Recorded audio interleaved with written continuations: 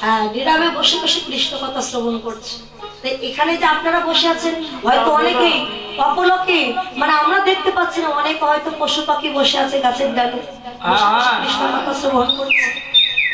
বাবা, পশু পাখির মধ্যেও প্রেম ভক্তি আমি নিজের চোখে দেখেছি। বাবা, কীর্তন করতে গেছি, এমন করে ওই যে বসে আছে দুটো কবুতর বসে আছে, কবুতর বসে এদিকে এত হরিধ্বনি দেওয়া হচ্ছে, মানে এই যে ভক্তরা হাত তুলে হরিধ্বনি দিচ্ছে, জয়ধ্বনি দিচ্ছে, এমনি দেখবেন হাত তুলে কবুতর পালায়, পশু পাখি পালায় ভয়ে, কিন্তু এত জয়ধ্বনি দেওয়া হচ্ছে, উলুধ্বনি, কিন্তু সে কবুতরেরা যাচ্ছে না। কেন?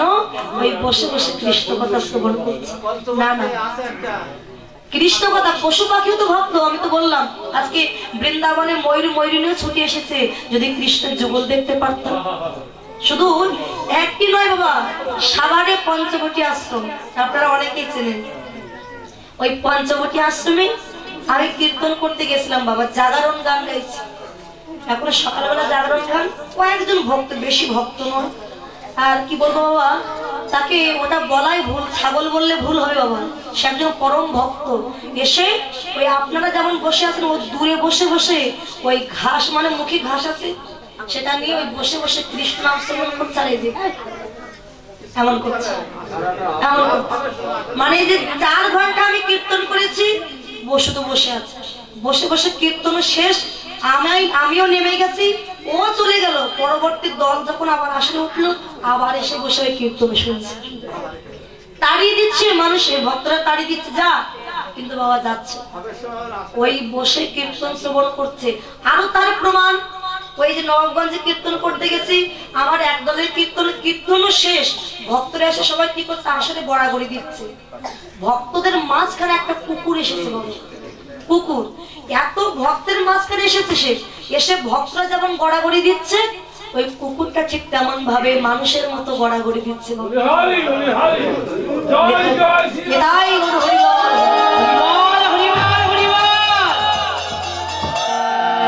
তখন আমি নিজে দেখলাম এর মতো ভক্ত হয় না, তখন আমি গিয়ে ওর চরণে প্রণাম করেছিলাম।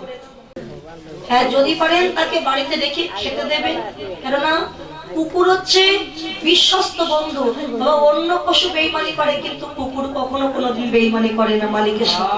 করে কি? করে না। মালিক বাড়িতে না থাকলে কুকুর বসে ঘর চৌকি দেয়, কেননা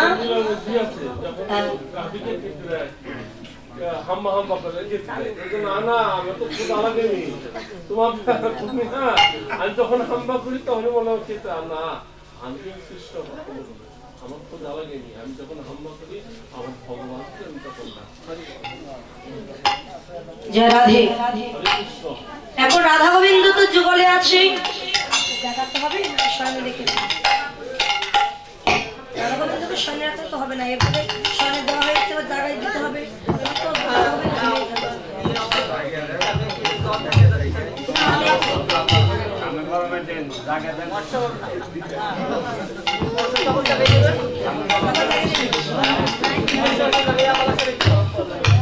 রাধে রাধে, হলো ধরে হরি ধরে, জয় রাধে।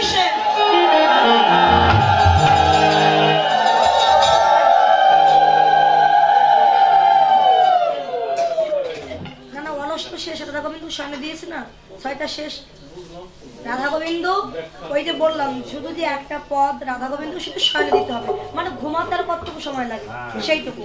6টা বেজে গেলে আর 6টা বাজা শেষ, পালাও শেষ বাবা, কেননা 6টার পরে তো আর হবে না। 6টা থেকে আরম্ভ, অষ্টকালীন যে লীলা একটা নিয়ম আছে না, 6টা থেকে শুরু, আবার 6টায় শেষ হয়ে যাবে।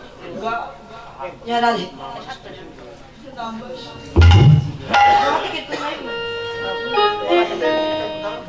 হ্যাঁ, এবার রাধা গোবিন্দকে শয়নে দিয়েছে, সখীগণ গাইতে। আপনারা গাইবেন আমাদের সাথে প্রভাতী কীর্তন, গাইবেন তো?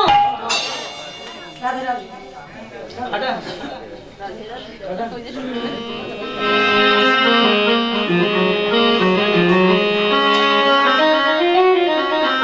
রাধে। হরে কৃষ্ণ হরে কৃষ্ণ কৃষ্ণ কৃষ্ণ হরে হরে হরে রাম হরে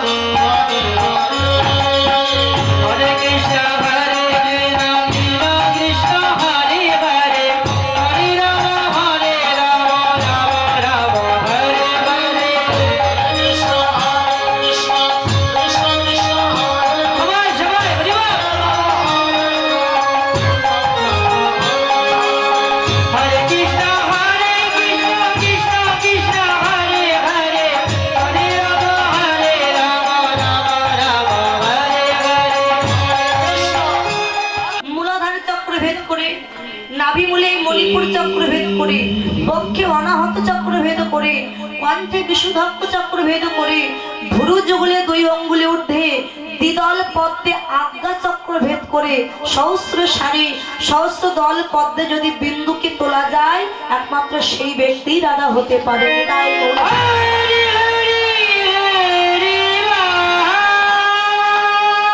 কৃষ্ণকে যিনি সকলের জীবের চিত্তকে আকর্ষণ করিয়া কৃষ্ণ ভজন পথে নিয়ে যেতে পারেন, তিনি হলেন কৃষ্ণ। কর্ষণ শক্তি হলো কৃষ্ণ। তাই এটা ভুল করবেন না, রাধা মেয়ে, কৃষ্ণ বেটাছে। যেমন ভগবান যখন গোলক বৃন্দাবনে একটি পদ্ম পাতার উপর দাঁড়িয়েছিলেন, মনে মনে বাসনা জেগেছে খেলা খেলবে। একা একা তো খেলা করা যায় না বাবা। তাই নিজের অঙ্গ থেকে এক একজন মানুষকে অর্থাৎ দেবতাগণকে সৃষ্টি করতে লাগলেন। এই যে বাম অঙ্গ থেকে রাধারানীকে সৃষ্টি করলেন, আর ভোলা মহেশ্বরকে সৃষ্টি করলেন। দক্ষিণ অঙ্গ থেকে নারায়ণকে সৃষ্টি করলেন। জিহ্বা থেকে সাবিত্রীকে সৃষ্টি করলেন। বদন থেকে সরস্বতীকে, নাভি থেকে ব্রহ্মাকে। এখন এমনি করে এক একটি প্লেয়ার সৃষ্টি করতে লাগলো ভগবান। সৃষ্টি করবার পর বাম অঙ্গ থেকে যখন রাধারানীকে সৃষ্টি করলেন, রাধার জন্ম কোথা থেকে মা? ভগবানের বাম অঙ্গ থেকে। এখন আমার অঙ্গ থেকে যদি আমারই অংশ জন্ম নেয়, সে তো আমি নিজেই, তাই না? আপনাদের আর একটু ভালো করে বুঝিয়ে দিই।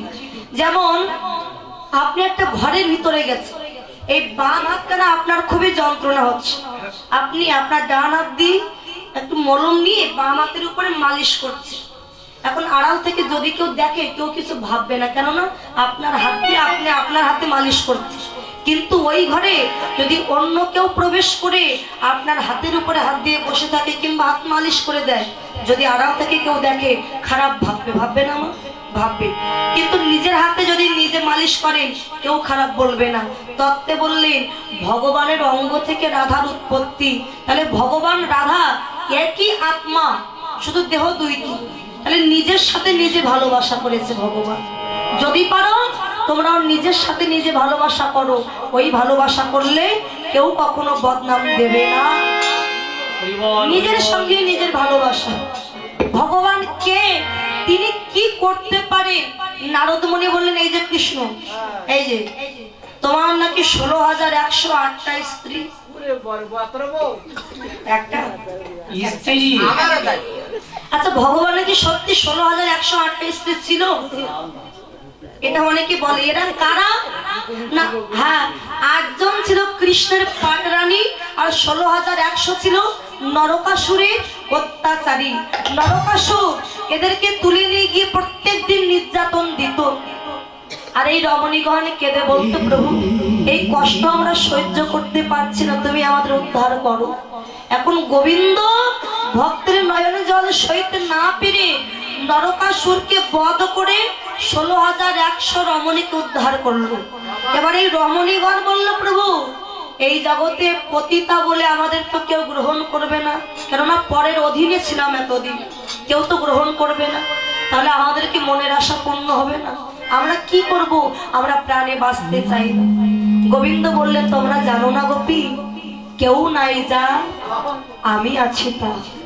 আমি তোমাদের আছি, তোমরা আমার কাছে থেকো। প্রত্যেকটা গোপী বলল, স্বামী তুমি যদি জগৎপতি হও, মানে আমারও স্বামী, আমার ছেলেরও স্বামী, আমার বাবারও স্বামী, জগৎপতি কৃষ্ণ, আমরা সবাই তোমাকে স্বামী রূপে পেতে চাই। এরপরে হ্যাঁ বলুন।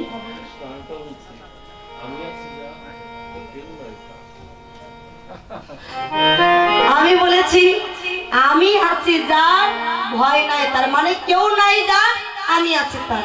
আর দাদা বলছে, কি বললে ভগবান? আমি আছি যার, কেউ নাই তার, তাই তো? মানে ভগবান যার একবার সহায় হয়, তার কি আর কিছু দরকার হয়? বলুন, দরকার হয় না। হ্যাঁ, এখন নারদ মুনি, বাবা নারদ, এদের কি জিনিস, ঝগড়া বাঁধাতে পারে, থামাতেও পারে। নারদ মুনি কি বললো, গোবিন্দ তোমার তো 16,108টা বউ, আমার তো একটাও নেই, আমাকে একটা দিলে পারতে। দেবে? 16,108টা স্ত্রীর জন্য, রমণীর জন্য গোবিন্দ এক একটা করে ঘর বেঁধে দিল, ঘর বেঁধে দিল। এখন গোবিন্দ একটু মনে মনে হেসে বলছে, নারদ আমি যে কে এটাই তুমি বুঝতে পারলে না। আচ্ছা ঠিক আছে, তোমার অহংকার চূর্ণ করব। তুমি যে বললে বউ নেবে, ওনার শোনো, বলে এতগুলো বউ তুমি তো সামলাতে পারবে না, তাই একটা দুটো বউ আমায় দিতে পারো। আচ্ছা ঠিক আছে, এক কাজ করো না, 16,108টা ঘর, যে ঘরে গিয়ে দেখবে আমি নাই, সে ঘরটা তোমার, সে বউটাও তোমার। বাহ। গোবিন্দ একটু তার কথা শুনে নারদ হেসে বলে, গোবিন্দ তুমি তো একা, কটা বউ নেবে? 10টা নাও, 20টা নাও, তার বেশি নিতে পারবে না, আর সব বউগুলো আমার। কিন্তু নারদ বুঝতে পারছে না যে গোবিন্দকে। আচ্ছা ঠিক আছে, সকাল হলে আমি যাব। যেও প্রথম যে ঘর, সে ঘরের দরজা খুলে ভিতরে গিয়ে দেখছে আমার গোবিন্দ একটা রমণী নিয়ে পাশে বসে আছে। ও তুমি এই ঘরে? কিন্তু পাশের ঘরে তো যেতে পারবে না, তোমার আগে আমি যাব। এখন দ্বিতীয় ঘরে গিয়ে দেখছে সে ঘরে গোবিন্দ বসে। আর একটা ঘরে গিয়ে দেখছে সে ঘরে গোবিন্দ, আরেকটি ঘরে গিয়ে দেখছে সে ঘরে গোবিন্দ বসে আছে। এমনি ভাবে 16,107টা ঘরে যাওয়া হয়ে গেল, সব ঘরে কৃষ্ণ বসে আছে, একটা ঘর বাকি আছে। নারদ ভাবলো এই ঘরটা আমাকে তাড়াতাড়ি যেতে হবে, নইলে একবার কৃষ্ণ ভিতরে গেলে আমার আর বউটাও পাওয়া হবে না, ঘরটাও পাওয়া হবে না। তাড়াতাড়ি ব্যস্ত ভাবে ঘরের দরজা খুলে যেই না ভিতরে ঢুকতে যাবে, গোবিন্দ ছিল ভিতরে, গোবিন্দ বেরিয়ে আসছেন আর নারদমণিও ঢুকতে যাচ্ছে। ঢুকতে গিয়ে যেই দরজা খুলেছে, গোবিন্দের বুকে ধাক্কা লেগে নারদমণি মাটিতে পড়ে গেছে। মাথা উঁচু করে তাকে দেখছে, গোবিন্দ দাঁড়িয়ে আছে। এ কি প্রভু, এই ঘরেও তুমি? তখন গোবিন্দ বলে, নারদ তুমি কি জানো না? পদকর্তা বলতে, শোনো নারদ, একবার ভেবে দেখো, বলো ঘরে ছাড়া কি আমার গোবিন্দ থাকে? ঘরে ছাড়া কি আমার গোবিন্দ থাকে? জগতে সকল ঘরে আমার গোবিন্দ আছে, ঘরে ছাড়া কি গোবিন্দ থাকে? জগতে সকল ঘরে আমার গোবিন্দ আছে, ঘরে ছাড়া কি গোবিন্দ থাকে? ঘর ছাড়া কি গোবিন্দ থাকে? সকল ঘরে গোবিন্দ আছে। যদি বলবেন আমাদের ঘরেও কি আছে? হ্যাঁ বাবা, যে ঘরে গোবিন্দ নাই সেই ঘরটিকে মরা বলা হয়, মৃত হয়। তখন বলো হরি হরি বল। হরি বল। তারই আরেকটু প্রমাণ দেই, মহাভারতে কুরুক্ষেত্রের যুদ্ধ শেষ হলো। আচ্ছা অর্জুনের রথের সারথি কে হয়েছিল? কৃষ্ণ, আমরা সবাই জানি। যুদ্ধ হয়ে গেছে, রথ থেকে প্রথমে অর্জুন নেমে এলো, কিছুক্ষণ পরে কৃষ্ণ নামলো। হঠাৎ অর্জুন পশ্চাতে মানে পেছন দিকে ঘুরে দেখছে রথে আগুন ধরে গেছে, দাও দাও করে আগুন জ্বলছে। অর্জুন তখন প্রশ্ন করলো কৃষ্ণকে, ঠাকুর আমার এত স্বাদের রথ, আগুন ধরে গেল কেন? গোবিন্দ বলল, নারদ তোমাকে বিশ্বরূপ দেখিয়েছি, তবু তুমি আমাকে এখনো ঠিক বুঝতে পারোনি। আচ্ছা ওই রথের কথা বাদ দাও, ভেবে দেখো তোমার নিজের দেহের দিকে, তোমার দেহটা রথ, এই দেহ রথখানা চলছে কিসের দ্বারা? 6টি ঘোড়া। কি কি? কাম, ক্রোধ, লোভ, মদ, মোহ আর মাৎসর্য। এই 6টি ঘোড়ার দ্বারা চলছে। চালাচ্ছে কে? পরমাত্মা রূপী আমি ভগবান কৃষ্ণ। অর্জুন যেদিন তোমার দেহরথ থেকে আমি নেমে চলে যাব, মানে আত্মা চলে যাবে, কৃষ্ণ চলে যাবে, সেদিন 4 বন্ধুতে কাঁধে নিয়ে ওই শ্মশানে গিয়ে আপনার দেহরথে বাবা আগুন ধরিয়ে দেবে। ওই রথে আমি ছিলাম বলে আগুন ধরিনি, আজকে চলে এসেছি তাই আগুন ধরে গেল। অর্জুন বলল, ঠাকুর এর আগেও তো তুমি নেমেছিলে, যুদ্ধের সময় এর আগেও নেমেছিলে, তখন কেন আগুন ধরিনি? বলে, অর্জুন যখন আমি নেমেছিলাম আমার উত্তরীয় বসনটা আমি রেখে এসেছি, আর আজকে সারা জীবনের মতো নেমে এসেছি, মানে ওই রথে আমি আর কোনো দিন ফিরেও যাব না। এই জন্য দেহ রথে আগুন ধরে গেছে। তাই যে দেহে আমার গোবিন্দ থাকে না সেই দেহটা বাবা আগুন ধরে যায়। আকাশের চাঁদ, একটা চাঁদ, আপনি একটি ফাঁকা জায়গায় 10টি পাত্রে জল পরিপূর্ণ করে রেখে দেবেন, আর একটা পাত্রে জল দেবেন না, শুধু পাত্র। দেখবেন আকাশের চাঁদ ওই 10টা পাত্রেই দেখা যাচ্ছে, কিন্তু যে পাত্রে জল নাই সে পাত্রে দেখা যায় বাবা? যাবে না। 10টা পাত্রে চাঁদ দেখা যাচ্ছে, তাই বলে কি চাঁদ 10টা? চাঁদ একটি। তত্ত্বদর্শী বলল, যার দেহরূপ পাত্রে ভক্তির জল আছে, আমার গোবিন্দ চাঁদ তার দেহ পাত্রে দেখা যায়, কিন্তু যার ভক্তির জল নাই তার পাত্রে গোবিন্দ চাঁদ থাকলেও কোনোদিন দেখা যায় না। তাই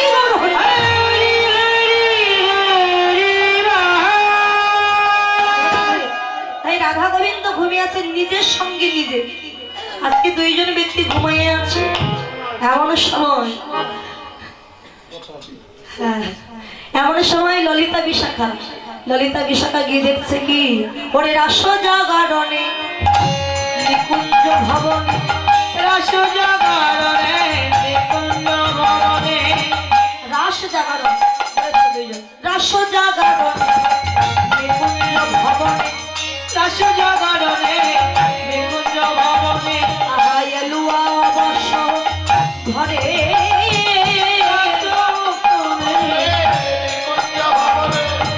এলুয়া বর্ষ ঘরে, ওরে সুকাল কিশোরী তোমাহু কষারি, শীতল কিশোরী, শীতল কিশোরী তোমাশরী, পরানো না ফেরো ওলে রে, পরানো না ফেরো ওলে, আরে সুকাল কিশোরী তোমাশরী, পরানো না ফেরো কালে, পরানো না ফেরো কালে। অতি যত্ন করে ওরে ঘুমাই আছে, অতি যত্ন করি রাধারানী গোবিন্দকে জড়িয়ে ধরে ঘুমিয়ে আছে, ঘুমায়ে আছে, আজ অতি যত্ন করে রাধারানী ঘুমায়ে আছে,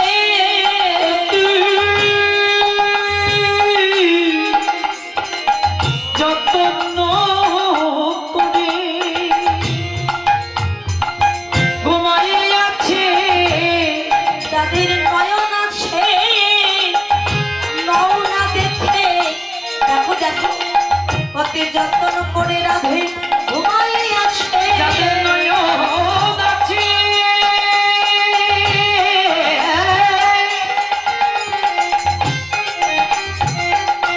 নাও না দেখে অতি যত্ন করে ঘুমায়ে আছে। তাই বলি অতি যত্ন করে গোবিন্দকে বুকে জড়িয়ে ধরে ঘুমিয়ে আছে। এবার ললিতা বিশাখা সখী জানালা খুলে দেখছে, এই যে উকি মেরে দেখছে, ওমা যেহেতু সকাল হয়ে যাচ্ছে এবার সবাই কিন্তু করতালি দিয়ে আমার সাথে একসাথে আমরা গাইবো, গাইবেন তো? আমি যে পদগুলো গাইবো আপনারা আমার সাথে সাথে গাইবেন। ললিতা বিশাখা বলে সখী রে সখী হেরো দেখো শিয়া যায়, মানে আয় দেখবি আয়, একজন অপর একজনকে বলে আয় হেরো দেখো শিয়া যায়, ওরে নিত যায় ধনি সচান্ত বদনি,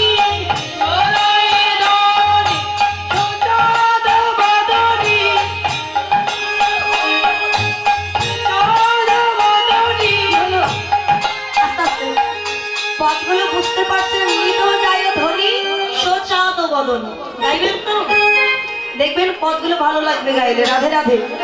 নিত যায় ধনি সচান্ত বদনি,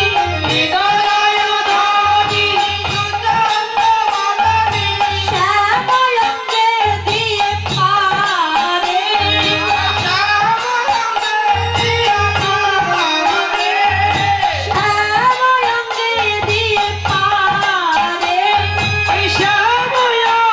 দিয়ে পারে, পদগুলো ভেঙে বলি নিত যায় ধনী চাঁদ বদন, মানে রাধারানীর বদনটা চাঁদের মতো উজ্জ্বল, শ্যাম অঙ্গে দিয়ে পা। ও মায়েরা আপনার বাস্তব জগতে কি করেন গো? স্বামী স্ত্রী যখন ঘুমিয়ে থাকে কি গো ঘুমিয়ে থাকে, মাঝে মাঝে দেখা যায় কি যখন স্বামী স্ত্রী ঘুমিয়েছে হয়তো ঘুমের ঘরে স্ত্রী তার চরণ স্বামীর গায়ে তুলে দিয়েছে, কিন্তু আজকে পদকর্তা বলছে দেখো আজকে ভক্ত ভগবানের গায়ে পা তুলে দিয়েছে, কত অধিকার তার, কত অধিকার হলে আজকে ভক্ত ভগবানের গায়ে পা তুলে দিয়ে ঘুমিয়েছে। আর কি করে ঘুমিয়েছে? নাগরের বাহু শিখায় করেছে,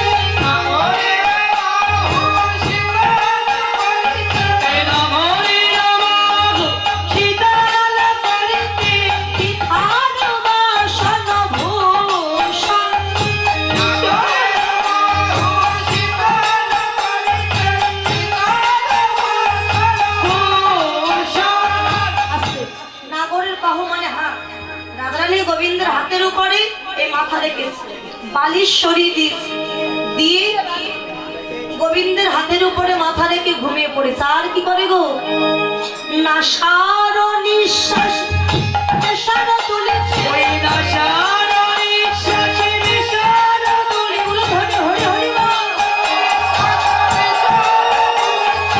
হাসি করে তাহে আছে নিশা, হাসি তালে তাহার আছে নিশা, হাসি তালে তাহার আছে নিশা। আর করি হাস ছাড়ি নিতে চায় হরি, করি হাস সারি নিতে চায় হরি, করি হাস ছাড়ি নিতে চায় হরি, করি হাস সারি নিতে চায় হরি। সাহস না হয় মনে। কৃপায় রাধার নাম নিয়েছি, সেদিন থেকে আমার জীবন বদলে গেছে। তাই যতদিন পৃথিবীতে বেঁচে রব আমি ওই চরণ মে রহতা হো, ওই চরণ মে রহতা হো। রাধে राधे राधे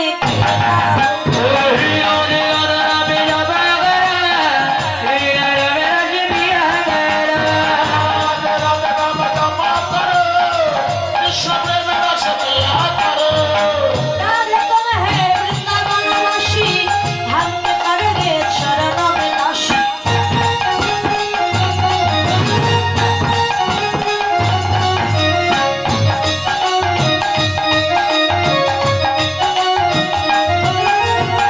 राधे तुम है वृंदावनवासी, हम करेंगे चरणों में दासी। রাধে তুমি বৃন্দাবনবাসী, আমাদের করো তোমার চরণের দাসী। তাই চরণের দাসী হতে গেলে কি করতে হয় মা? বেশি বেশি খিচুড়ি খাইতে হবে। দেখেছেন, খিচুড়ি রাধার দাসী হতে গেলে জীবন বলি দিতে হবে রাধার চরণে। আচ্ছা কে কে জীবন বলি দিবেন, কই হাত তুলুন তো দেখি।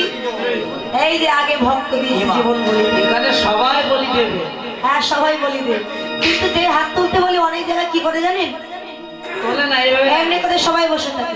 কেননা তারা ভাবে জীবন এই বয়সে বলি দিয়ে কি মরবো, এখনো মেয়ে বিয়ে নেই, ছেলে বিয়ে নেই, নিজে এখনো বিয়ে করলাম না, জীবন বলি দিয়ে মরবো। মাথার চুল আরে সবাই আমরা রাধা গোবিন্দ দাস দাসী আমরা, তাই না? জীবন বলিদান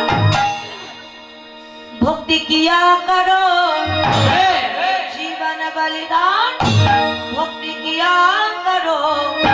রাধে রাধে রাধে রাধে রাধে রাধে জপা করো। রাধে রাধা নামে জপ কর, বিনা নামে রাশি প্রিয়া কর।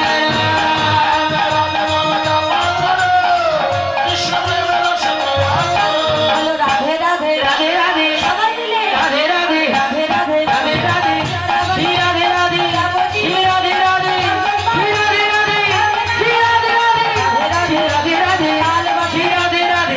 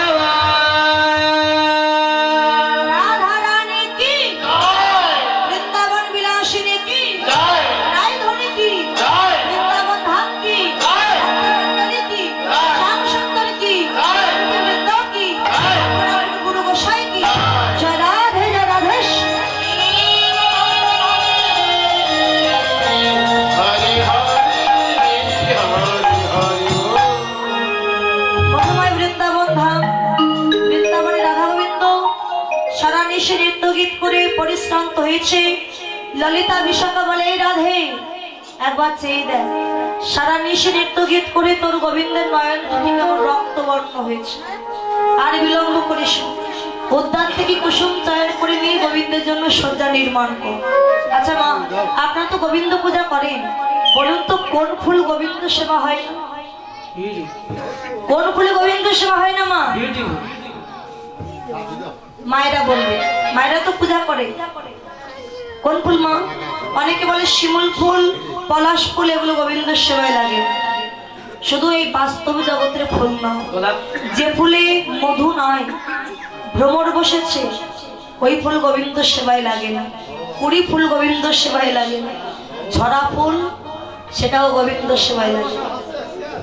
দেখো, হ্যাঁ, ভালোবাসা ফুল, গোলাপ ফুল দেখেছেন তো? তো তত্ত্বদর্শী বলল, মানব দেহে ফুল আছে। এটাই গৌর, হরি হরি বল, হরি বল, হরি বল, হরি বল।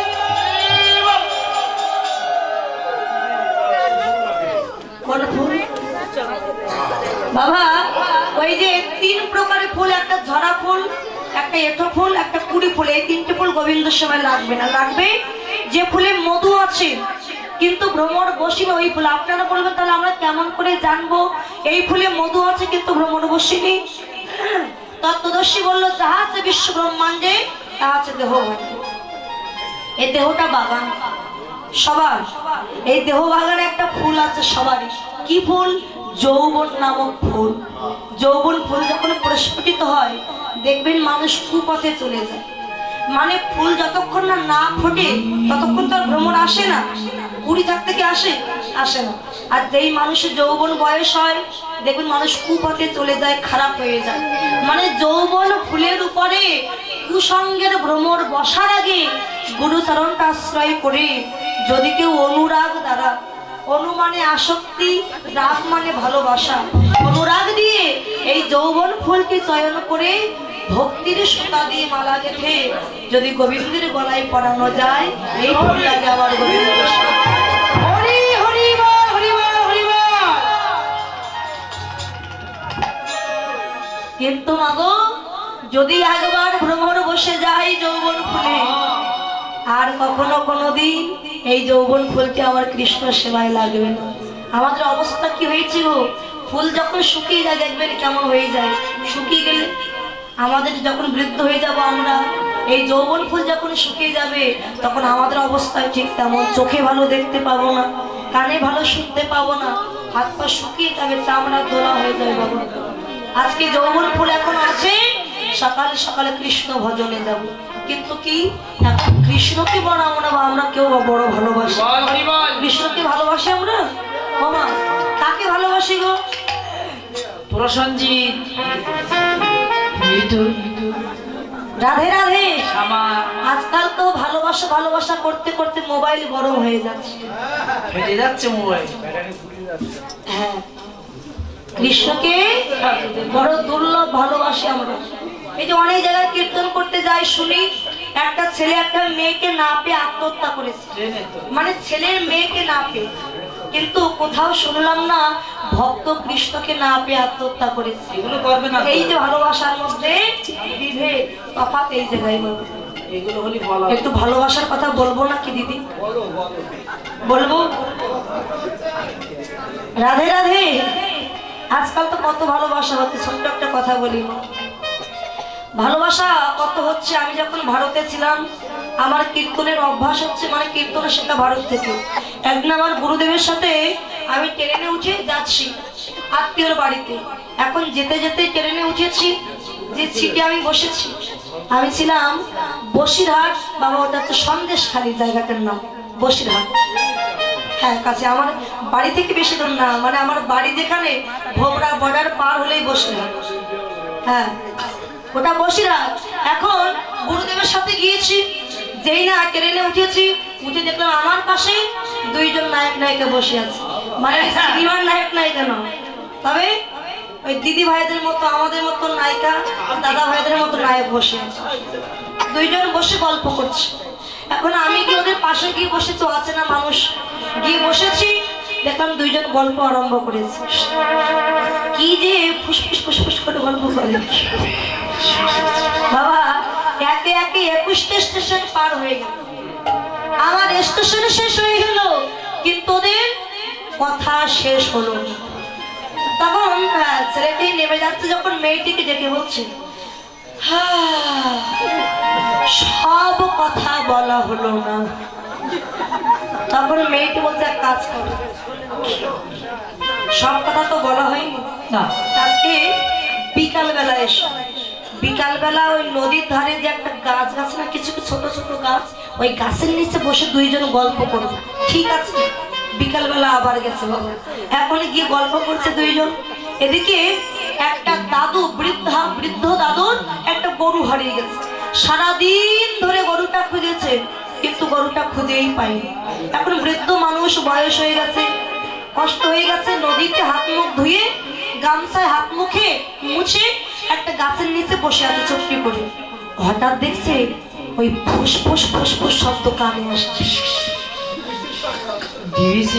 মানে ওই যে পাশে সংবাদ হচ্ছে, দুইজনে শব্দ আসছে। বুড়ো বলছে, কোথা থেকে শব্দ আসে? বুড়ো খুঁজে খুঁজে দেখছে। এদিকে ওই মেয়েটি আর ছেলেটি কথা বলতে বলতে ছেলেটি মেয়েটির মুখের দিকে হা করে তাকিয়ে আছে, চোখের পলক পড়ে, মানে হা করে তাকিয়ে আছে। তখন মেয়েটি বলছে, এই তুমি আমার মুখের দিকে এমন করে তাকিয়ে আছো কেন, কি দেখো? তখন ছেলেটি বলছে, তুমি জানো না, তোমার মুখে যেন বিশাল একটা আয়না ফিট করে, ওই আয়নায় জগতের কোথায় কি আছে আমি সব দেখতে পাই। তখন বুড়ো গিয়ে বলছে, বাবা তোর আয়নায় আমার গরুটা একটু খুঁজে দে না বাবা। মানে এমন ভালোবাসা আছে। এই ভালোবাসা নয় বাবা, ভালোবাসে সবাই। আপনি বলবেন না আমার স্ত্রী ভালোবাসে, আমার মেয়ে ভালোবাসে, আমার ছেলে ভালোবাসে, কতদিন? যতদিন দিতে পারবে। যেই দিতে পারবেন না, কেউ আর ডেকেও জিজ্ঞাসা করবে না বাবা কেমন আছে, মা তুমি কেমন আছো।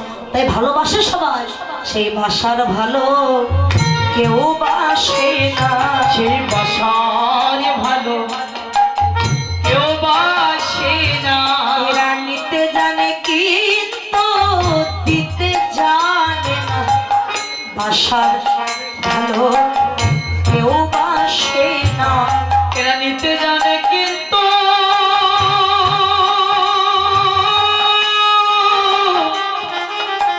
দিতে জানে না। কি ভালোবাসাই ভালো কেউ বাসে না। প্রকৃত ভালোবাসা কেউ ভালোবাসে না, এটা কুয়াশা।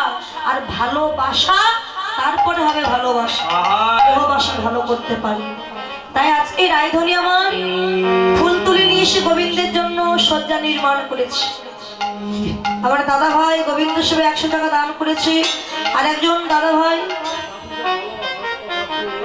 ও ভালোবাসার কথা শুনে 100 টাকা দিয়েছে। যাই হোক, কৃষ্ণ সেবাই তো দিয়েছে, আশীর্বাদ করি যে মনোবাঞ্ছা নিয়ে দান করেছেন, ভগবান যেন মনোবাঞ্ছা পূর্ণ করে, কৃষ্ণ পদে মতি থাকে।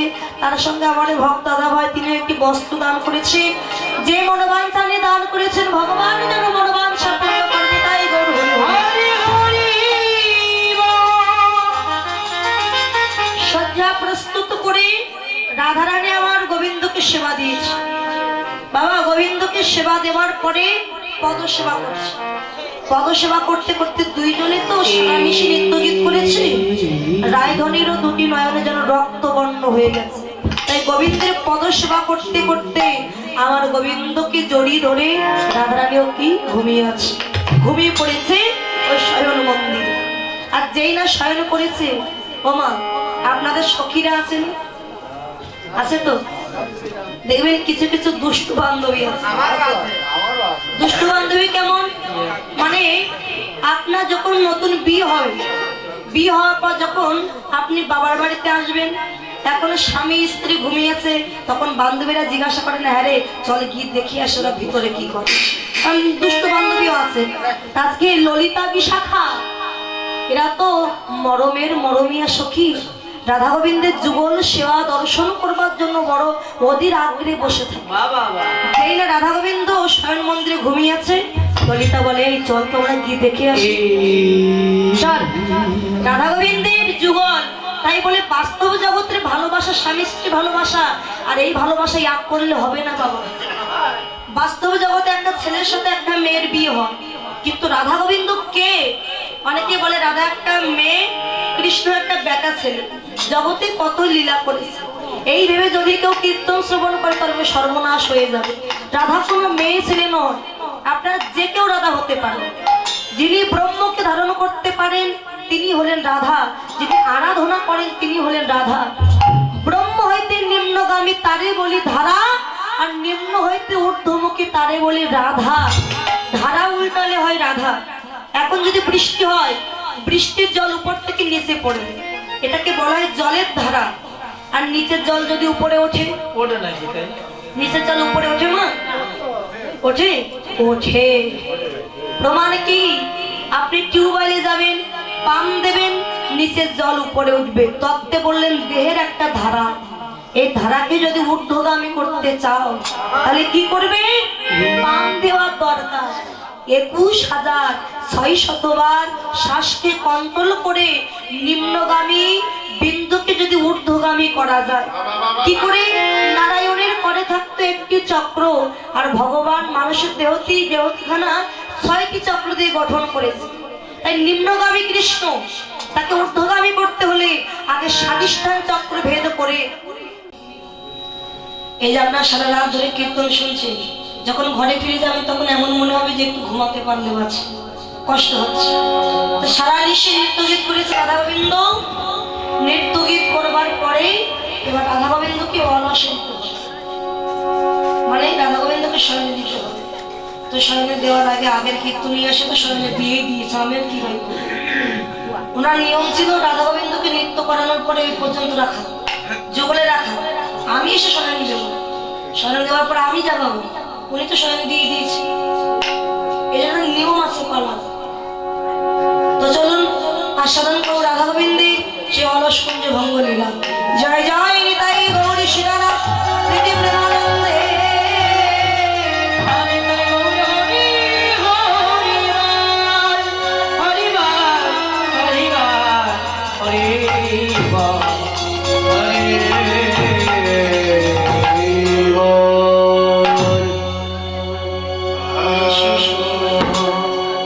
শেষরা শেষরা